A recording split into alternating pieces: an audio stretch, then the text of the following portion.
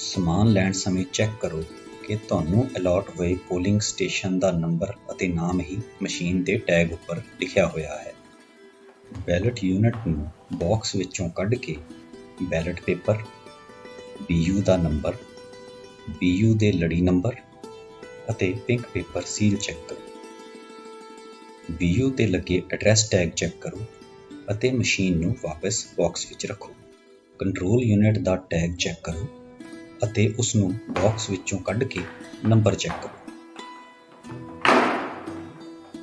Pink paper ਸੀਲ, battery compartment ਅਤੇ candidate set compartment ਦੇ tag check ਕਰੋ। ਕੰਟਰੋਲ ਯੂਨਿਟ ਨੂੰ ਸਵਿਚ ਆਨ ਕਰੋ।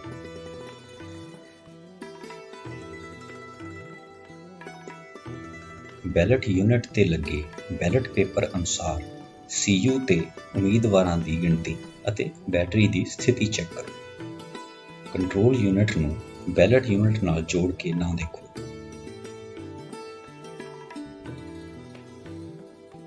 ਮਸ਼ੀਨ ਸਵਿਚ ਆਫ ਕਰੋ ਅਤੇ ਬਾਕਸ ਵਿੱਚ ਰੱਖੋ।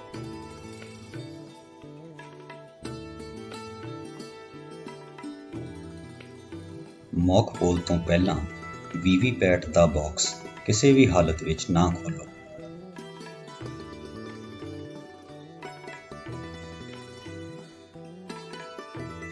ਬੈਲਟ ਯੂਨਿਟ ਅਤੇ VVPAT ਨੂੰ ਬਾਕਸ ਵਿੱਚੋਂ ਬਾਹਰ ਕੱਢੋ ਅਤੇ VOTING ਕੰਪਾਰਟਮੈਂਟ ਵਿੱਚ ਰੱਖੋ। ਕੰਟਰੋਲ ਯੂਨਿਟ ਨੂੰ ਪੋਲਿੰਗ ਆਫਿਸਰ ਨੰਬਰ 3 ਦੇ ਟੇਬਲ ਤੇ ਰੱਖੋ।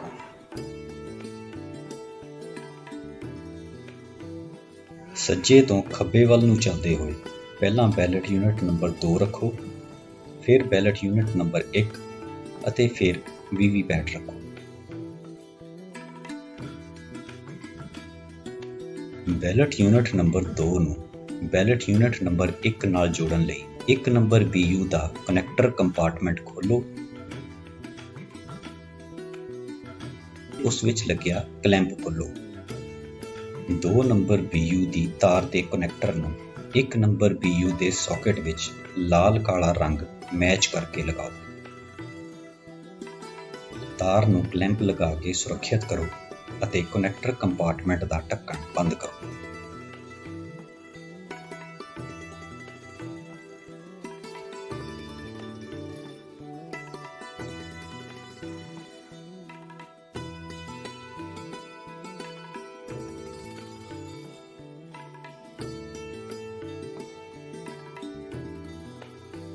ਬੈਲਟ ਯੂਨਿਟ ਨੰਬਰ 1 ਦੇ ਕਨੈਕਟਰ ਨੂੰ VVPAT ਦਾ ਕਨੈਕਟਰ ਕੰਪਾਰਟਮੈਂਟ ਖੋਲ੍ਹ ਕੇ ਰੰਗ ਮੈਚ ਕਰਕੇ ਸਾਕਟ ਵਿੱਚ ਲਗਾਓ।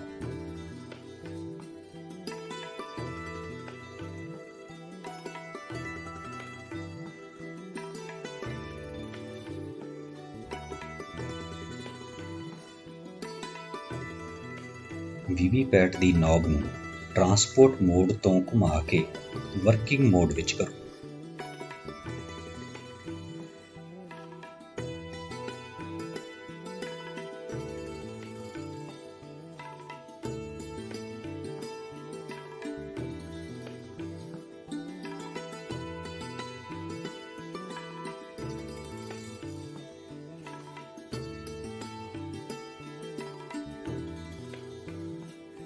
VVPAT ਦੀ ਤਾਰ ਨੂੰ ਕੰਟਰੋਲ ਯੂਨਿਟ ਦੀ ਸਾਕਟ ਵਿੱਚ ਰੰਗ ਮੈਚ ਕਰਕੇ ਲਗਾਓ।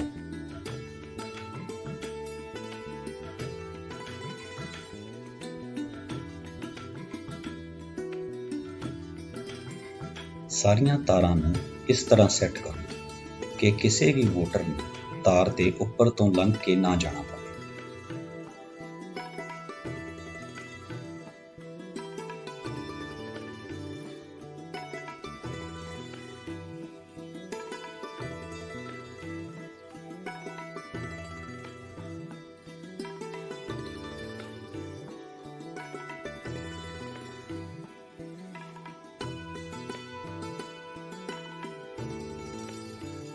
ਬੂਥ ਵਿੱਚ ਵੋਟਰ ਦੀ ਆਵਾਜਾਈ ਦਾ ਰਸਤਾ ਨਿਰਵਿਘਨ ਹੋਣਾ ਚਾਹੀਦਾ ਹੈ।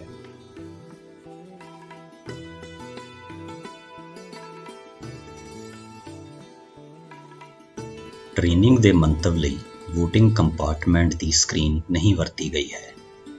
ਪੋਲਿੰਗ ਸਟੇਸ਼ਨ ਤੇ ਸਕਰੀਨ ਜ਼ਰੂਰ ਲਗਾਈ ਜਾਵੇ।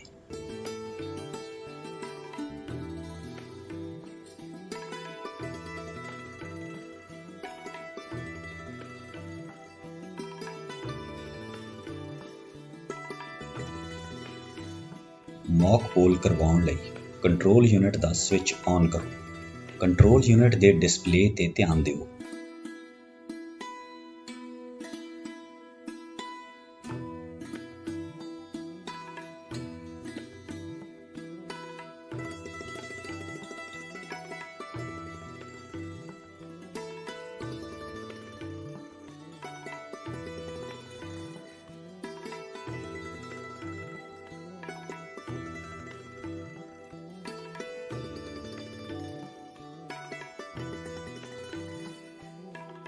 ਇਹਨਾਂ ਵਿੱਚੋਂ ਕੋਈ ਵੀ ਡਿਸਪਲੇ ਮਿਸ ਹੋਵੇ ਤਾਂ ਮਸ਼ੀਨ ਦੇ ਕਨੈਕਸ਼ਨ, BU ਦਾ ਕ੍ਰਮ ਅਤੇ ਵੀਵੀਪੈਟ ਦੀ ਨੌਬ ਦੁਬਾਰਾ ਚੈੱਕ ਕਰੋ।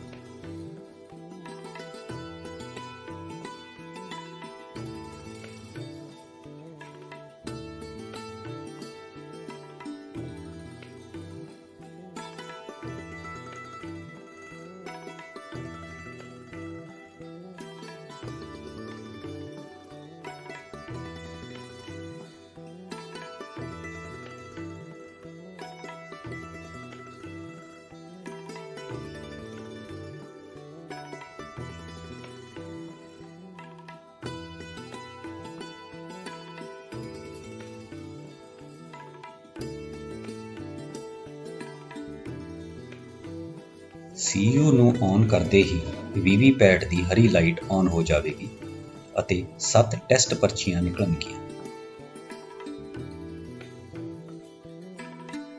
ਜੇ ਵੀਵੀਪੈਟ ਵਿੱਚ ਕੋਈ ਖਰਾਬੀ ਹੋਵੇ ਤਾਂ 6 ਪਰਚੀਆਂ ਹੀ ਨਿਕਲਣਗੀਆਂ। ਇਹਨਾਂ ਪਰਚੀਆਂ ਨੂੰ ਅਲੱਗ ਰੱਖ ਲਓ।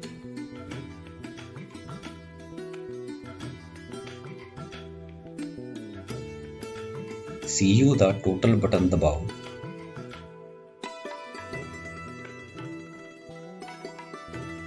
ਅਤੇ ਏਜੰਟਾਂ ਨੂੰ ਦਿਖਾਓ ਕਿ ਮਸ਼ੀਨ ਵਿੱਚ ਕੋਈ ਵੋਟ ਨਹੀਂ ਹੈ। ਇਸ ਤੋਂ ਬਾਅਦ ਵੀਵੀਪੈਟ ਦਾ ਖਾਲੀ ਸਲਿੱਪ ਕੰਪਾਰਟਮੈਂਟ ਦਿਖਾਓ। ਬੈਲਟ ਬਟਨ ਦੱਬਣ ਤੇ CU ਦਾ ਬਿਜ਼ੀ ਲੈਂਪ ਅਤੇ BU the ready lamp on ਹੋ ਜਾਵੇਗਾ। ਏਜੰਟਾਂ ਨੂੰ ਵੋਟ ਪਾਉਣ ਲਈ ਕਹੋ ਅਤੇ ਵੀਵੀਪੈਟ ਦੀ ਪਰਚੀ ਨਾਲ ਦੀ ਨਾਲ ਚੈੱਕ ਕਰਵਾਓ।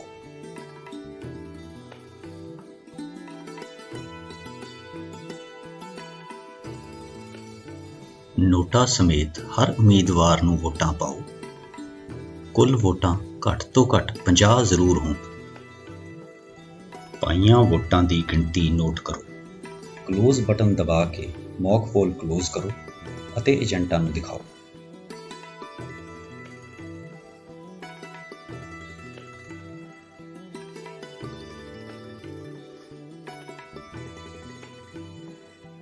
ਬੈਲਟ ਬਟਨ ਦਬਾ ਕੇ ਦਿਖਾਓ ਕਿ ਕਲੋਜ਼ ਕਰਨ ਤੋਂ ਬਾਅਦ ਹੋਰ ਵੋਟ ਨਹੀਂ ਪੈ ਸਕਦੀ। ਰਿਜ਼ਲਟ ਬਟਨ ਦਬਾ ਕੇ ਸਾਰੇ ਉਮੀਦਵਾਰਾਂ ਦਾ ਰਿਜ਼ਲਟ ਨੋਟ ਕਰੋ ਅਤੇ ਪਾਈਆਂ ਵੋਟਾਂ ਨਾਲ ਮਿਲਾਨ ਕਰੋ।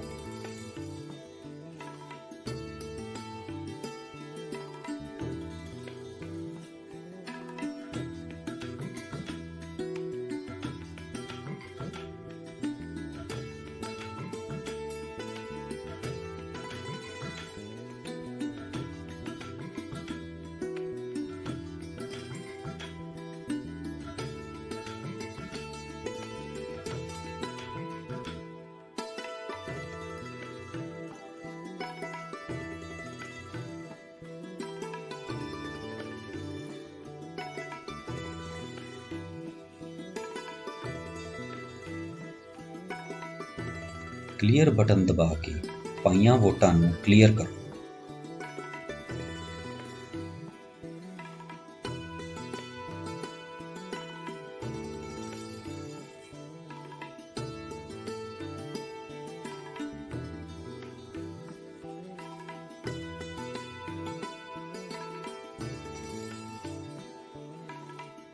ਇੱਕ ਵਾਰ ਫਿਰ ਤੋਂ ਟੋਟਲ ਬਟਨ ਦਬਾ ਕੇ ਦਿਖਾਓ ਕਿ ਹੁਣ ਮਸ਼ੀਨ ਵਿੱਚ ਕੋਈ ਵੋਟ ਨਹੀਂ ਹੈ।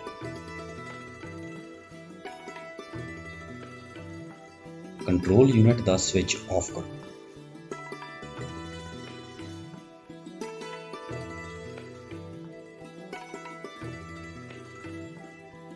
ਵੀਵੀਪੈਟ ਦੀਆਂ ਪਰਚੀਆਂ ਕੱਢ ਕੇ ਖਾਲੀ ਕੰਪਾਰਟਮੈਂਟ ਦਿਖਾਓ ਅਤੇ ਪਰਚੀਆਂ ਦੀ ਗਿਣਤੀ ਕਰਕੇ ਪਹਿਲੇ ਨਤੀਜੇ ਨਾਲ ਮਿਲਾਨ ਕਰੋ।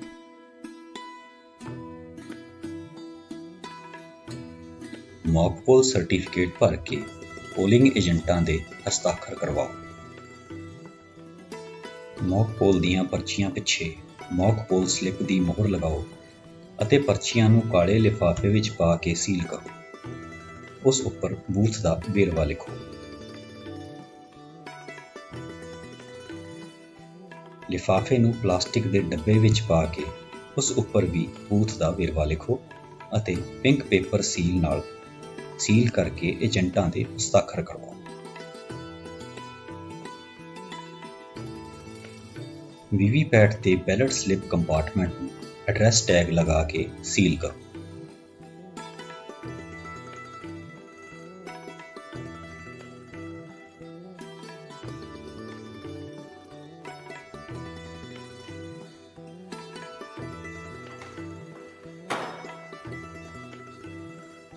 ਕੰਟਰੋਲ ਯੂਨਿਟ ਦੇ ਰਿਜ਼ਲਟ ਸੈਕਸ਼ਨ ਨੂੰ ਖੋਲ੍ਹ ਕੇ ਅੰਦਰ ਵਾਲੇ ਢੱਕਣ ਵਿੱਚ ਏਜੰਟਾਂ ਵੱਲੋਂ ਹਸਤਾਖਰ ਕੀਤੀ ਗ੍ਰੀਨ ਪੇਪਰ ਸੀਲ ਨੂੰ ਇਸ ਤਰ੍ਹਾਂ ਲਗਾਓ ਕਿ ਮੋੜਨ ਤੋਂ ਬਾਅਦ ਉਸ ਦਾ ਨੰਬਰ ਪੜ੍ਹਿਆ ਜਾ ਸਕੇ।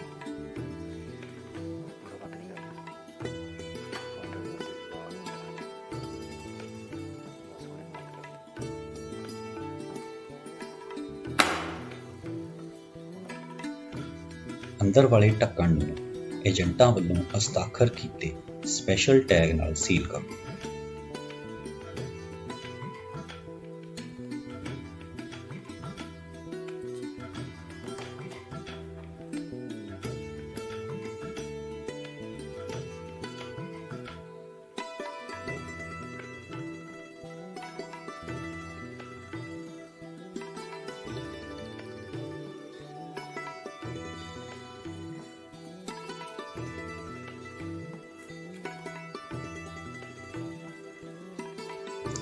ਸਪੈਸ਼ਲ ਟੈਗ ਨੂੰ ਗੱਤੇ ਦੇ ਟੁਕੜੇ ਉੱਪਰ ਰੱਖ ਕੇ ਲਾਖ ਲਗਾਓ ਤਾਂ ਜੋ ਮਸ਼ੀਨ ਉੱਪਰ ਲਾਖ ਨਾ ਡਿੱਗੇ।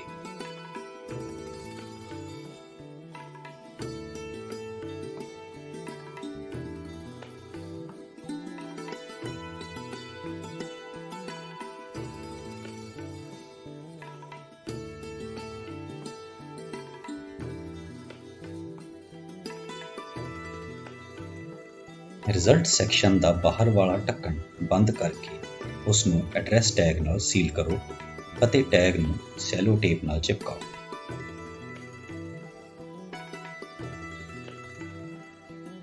ਗ੍ਰੀਨ ਪੇਪਰ ਸੀਲ ਦੇ ਉੱਪਰ ਵਾਲੇ ਹਿੱਸੇ ਤੋਂ ਕਾਗਜ਼ ਹਟਾਓ ਅਤੇ ਇਹ ਵਾਲਾ ਪਾਸਾ ਰਿਜ਼ਲਟ ਸੈਕਸ਼ਨ ਦੇ ਢੱਕਣ ਤੇ ਚਿਪਕਾਓ।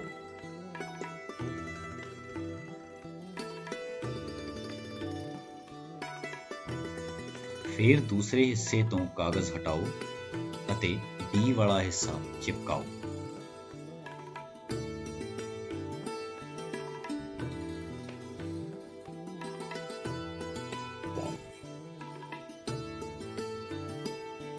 CU ਨੂੰ ਸਵਿਚ ਔਨ ਕਰੋ ਅਤੇ ਪੋਲਿੰਗ ਸ਼ੁਰੂ ਕਰਵਾਓ।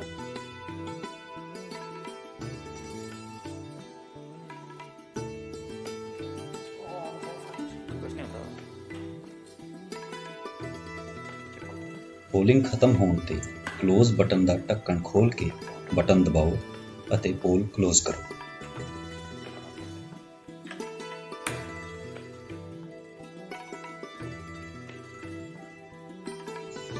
ਕੰਟਰੋਲ ਯੂਨਿਟ ਨੂੰ ਸਵਿਚ ਆਫ ਕਰੋ। ਕਨੈਕਟਰ ਦੇ ਲੈਚ ਦਬਾ ਕੇ ਸਾਕਟ ਵਿੱਚੋਂ ਕੱਢੋ। ਵੀਵੀਪੈਟ ਦੀ ਨੌਬ ਘੁਮਾ ਕੇ ਟਰਾਂਸਪੋਰਟ ਮੋਡ ਵਿੱਚ ਕਰੋ। ਵੀਵੀਪੈਟ ਤੋਂ ਬੈਲਟ ਯੂਨਿਟ ਦੀ ਤਾਰ ਕੱਢੋ।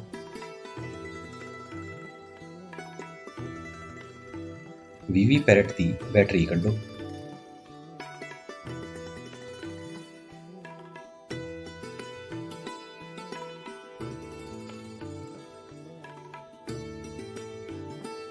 ਵੀਵੀਪੈਟ ਨੂੰ ਬਾਕਸ ਵਿੱਚ ਰੱਖ ਕੇ ਬਾਕਸ ਨੂੰ ਐਡਰੈਸ ਟੈਗ ਨਾਲ ਸੀਲ ਕਰੋ। ਬੈਲਟ ਯੂਨਿਟ ਨੂੰ ਬਾਕਸ ਵਿੱਚ ਪਾ ਕੇ ਐਡਰੈਸ ਟੈਗ ਨਾਲ ਸੀਲ ਕਰੋ।